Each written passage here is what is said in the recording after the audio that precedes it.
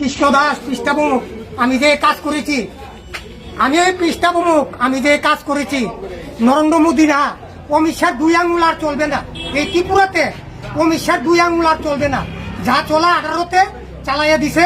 আর এই সুযোগ আমি সাধু দেব না। আমার যদি মিত্র, আমি 23-এ এই সিপিএম সরকার গঠন করে দেব। আমি সরকার এই সিপিএম সরকার বানাইয়ে ছাড়বো। যেমন বিজেপি আমি 18তে বানাই দিছি, এই 23-এ আমি সিপিএম কে সুযোগ দিয়ে দেব। যেমনি হোক কাজ করব। মেম্বারশিপও আছে আমার কাছে, শুধু একটা না, এই যে মেম্বারশিপও আছে, এই যে অরিজিনাল মেম্বারশিপও আছে আমার কাছে।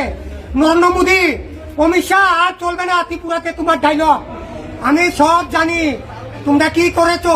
সুনীল দেওধর বহুত বলেছিল দিল্লিতে এসে, गरीब को सब मिलेगा, हम दिल्ली बैठे बैठे देखेगा। गरीब का सब लूट रहा है, तुम दिल्ली बैठे बैठे क्या कर रहा है? हम त्रिपुरा में सब देख रहा है। हम साधु तुमको छोड़ेगा नहीं, हम त्रिपुरा का साधु है। हम आज के আমি জান দেব, এসিপিএম এর জন্য জান দেব।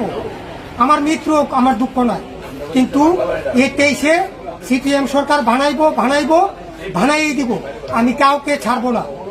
এই যে 18তে ঘরে টিভি আমার যে আইতাছে, আমার যে আয়া তারা এই 23-এও চাইতাছে নির্বাচনে জিতনের লাগিয়া।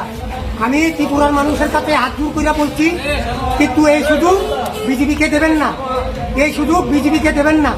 কেননা বিজেপি যে কাজ করছে জনসাধারণের ক্ষতি ছাড়া কোনো ভালো কোনো কাজই করতেছে না। আর তারা তো অত বড় ঘটনা করে ভারত মাটি জয় কইছে, আসামি খালাস।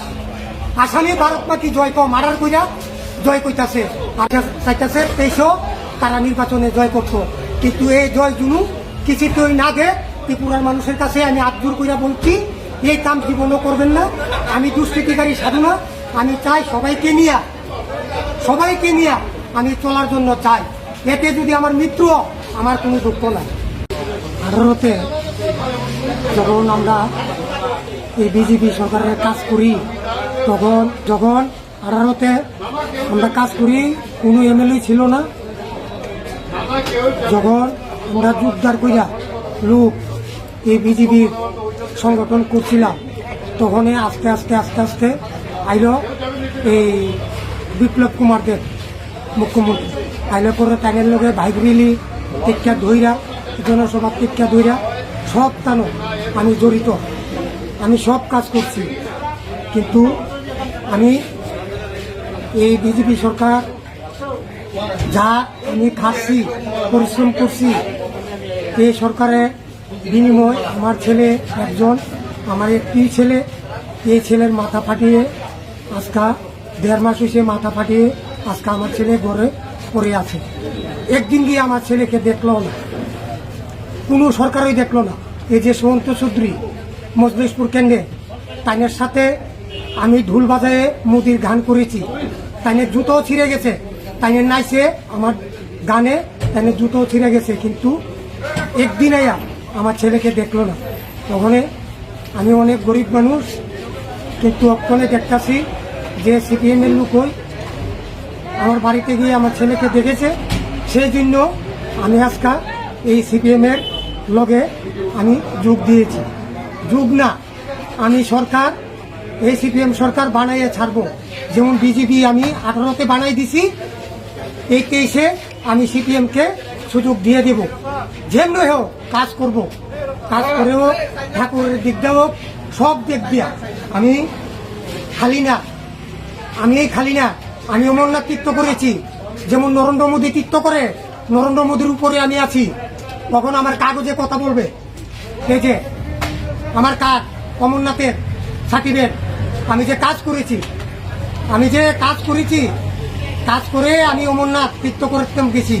তীর্থ করে আমি আয়া দেখি পঞ্চায়েতে যা সুযোগ সুবিধা আছে সব কিছু তারা ভাগ করে নিয়ে গেছে। প্রধান মেম্বার যা আছে কয়েকজন, আমরা গরিব অংশের লোক যারা বিডিবিতে আমরা কাজ করেছি, কিচ্ছু দেই নাই, তখন পর্যন্ত কিচ্ছু দেই নাই।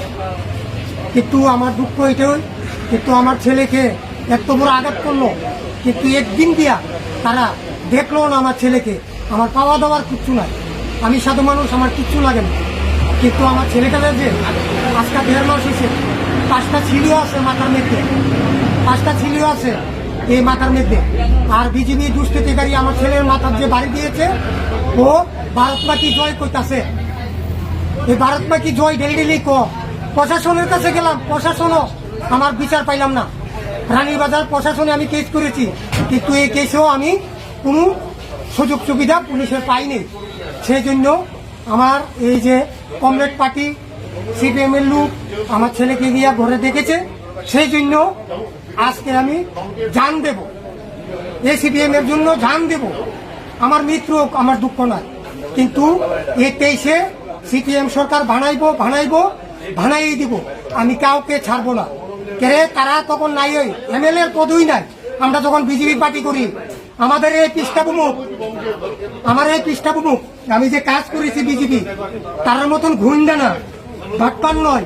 আমি অরিজিনাল কাজ করেছি। আমি বিজেপির আমার কোনো ফল দেই নাই।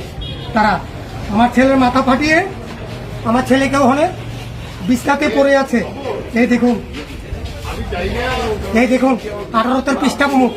এই যে আমি কৃষ্ণ দাস পৃষ্ঠাভূমুখ, আমি যে কাজ করেছি, আমি এই পৃষ্ঠাভূমুখ, আমি যে কাজ করেছি।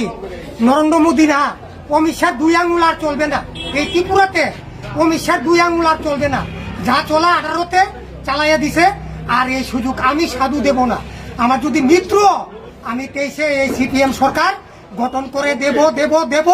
আমার এই ত্রিপুরার মানুষ জানে যে সাধু কোনো লুবি না। কাজ করেছিলাম মানুষের জন্য, কিন্তু মানুষকে কোনো কিছু না দিয়ে প্রধান মেম্বাররা যা আছে সব বাটবট করে নিয়েছে। কিন্তু এখন পর্যন্ত আমার ছেলেকে একদিনও দেখে নাই। শুধু বিজেপির পৃষ্ঠাভূমুখ না, আরো অনেক কিছু আছে আমার কাছে। আমি কাজ করেছি, অরিজিনাল গান করেছি, মুদির গান করেছি। গান কইরা আজকে আমার ছেলে মরে অবস্থা। একদিন গিয়া দেখলো না। কিন্তু কংগ্রেস বিরোধী পার্টি, ওনার বিরুদ্ধে আমি করেছি, কিন্তু আমার ছেলের জন্য জান দিচ্ছে তারা। আমি এই বিজেপিকে ছাড়বো না। এই কেসে আমি বিদায় করে দেবো বিজেপিকে। সঞ্চ চৌধুরী, কোনো কাজ হবে না বাবা। তুই অক্ষণ লক্ষ্য করে দেখ, তোকে আমি ছেলের মতন ভেবেছিলাম এই 18-তে, যে ও ইয়ং আছে, 18-তে বিজেপির কাজ করবে। কিন্তু আমার ছেলেকে ঘুম পাতায় মারান করে আজকে ভারত পাখি জয় করছে। আর তুমি এখানে পোস্টার লাগাচ্ছ কোটি টাকা খরচা কইরা, কিন্তু আমার ছেলের কোনো সুযোগ সুবিধা নাই, কোনো কিচ্ছু নাই। তাহলে এটা কি মগের মূল্য পাইছে? ত্রিপুরাটারে মগের মূল্য পাইছে নি? এই যে মেম্বারশিপও আছে আমার কাছে, শুধু একটা না, এই যে মেম্বারশিপও আছে, এই যে অরিজিনাল মেম্বারশিপও আছে আমার কাছে। নরেন্দ্র মোদী, অমিত শাহ আর চলবে না ত্রিপুরাতে। তোমার ডায়লগ আমি সব জানি, তোমরা কি করেছো। সুনীল দেব তো আর বহুত বলেছিল দিল্লিতে এসে, गरीब को सब मिलेगा, हम दिल्ली बैठे देखेगा। गरीब का सब लूट रहा है, तू दिल्ली बैठे क्या कर रहा है? हम त्रिपुरा में सब देख रहा है। हम साधु तुमको छोड़ेगा नहीं, हम त्रिपुरा का साधु है। हम